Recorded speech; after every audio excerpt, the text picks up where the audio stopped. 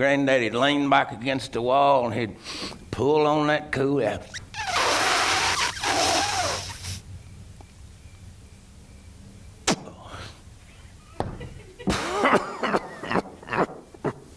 Now, boy, you listen to this.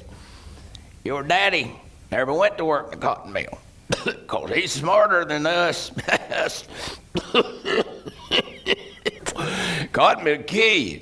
The Gerber baby food jar is exactly 1 dose of Creek Bank coffee. Here's how Sam made his Creek Bank coffee. He'd get his water boiling good there, and he would simply open the lid and just dump the coffee in the water and let that boil for about an hour and a half. And then what he would do is he would tip him out a good steaming cup of that right there. And then he would strain it through his teeth.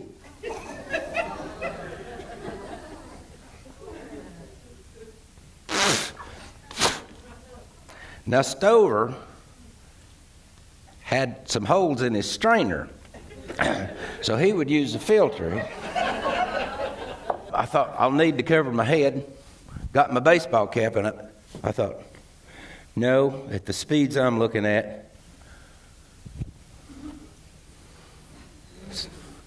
say, this feels good. This look could catch on later. And pretty soon, I couldn't keep up with the pedals.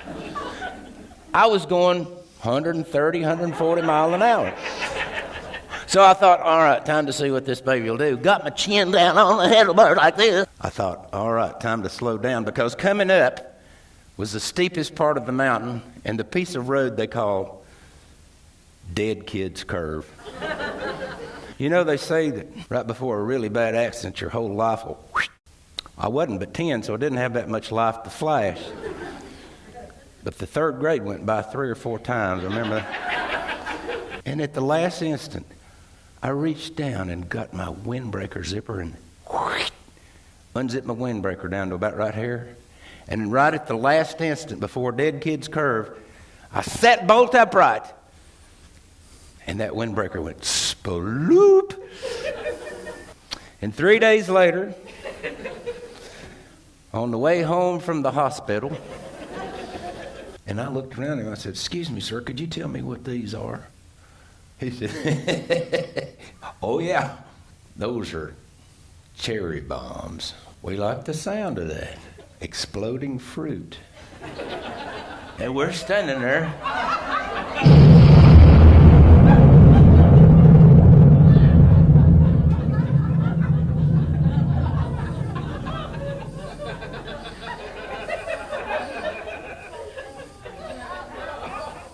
And I looked at Bob, and he looked at me, and he said,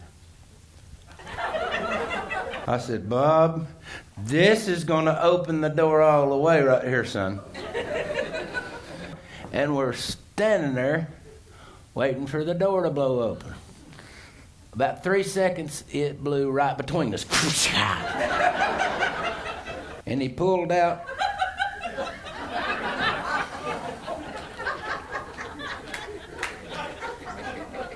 She had the largest collection of Wonder Bread bags in the southeast United States.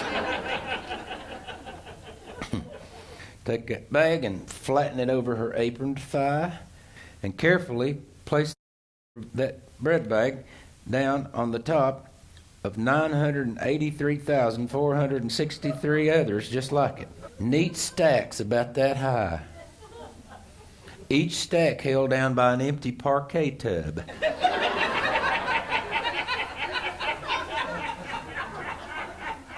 You know, 3 stacks. We're keeping this. We're giving this to the Goodwill. We're going to burn this in the backyard.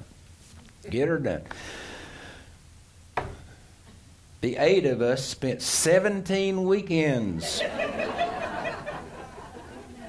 But my brother John inched me out because he found the hubcap to a 1953 Chevrolet, and it was full of buttons.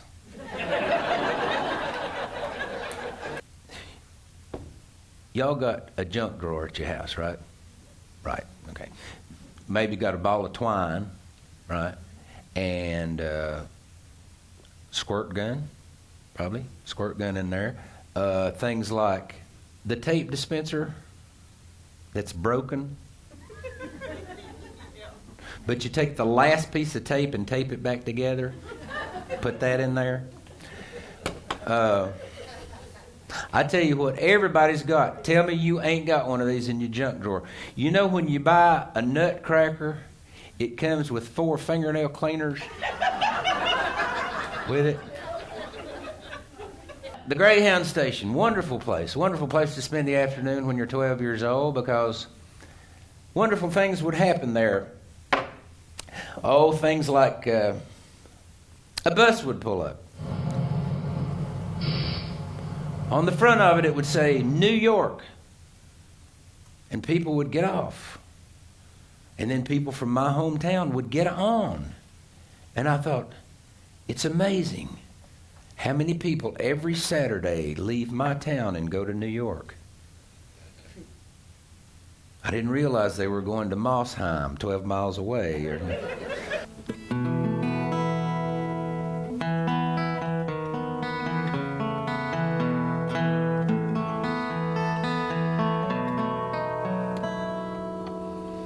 Oh, there used to be a Greyhound Station on the corner of Main and Louise.